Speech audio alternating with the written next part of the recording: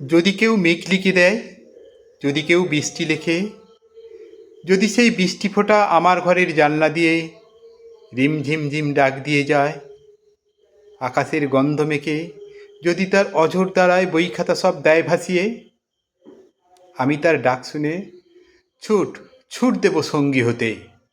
আমি তার ছন্দ সুরে রিমঝিম ঝিম উঠব গেয়ে, ডুবে যায় উমুর ঝুমুর, ডুবে যায় খুশির স্রোতে। বলো সেই বৃষ্টি দিনে আর কি সুখী আমার চেয়ে।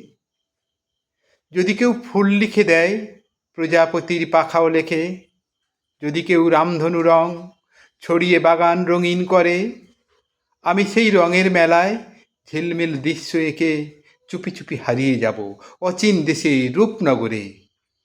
যদি কেউ ভোর লিখে দেয়, যদি কেউ পাখিও লেখে, যদি সেই যদি সেই স্বর্ণালী ভোর একটা নূতন গল্প শোনায়, আমি সেই ভোরের বেলায় সব কাজ বন্ধ রেখে পাখা মেলে পাখির সাথে হারিয়ে যাব নীল নীলিমায়।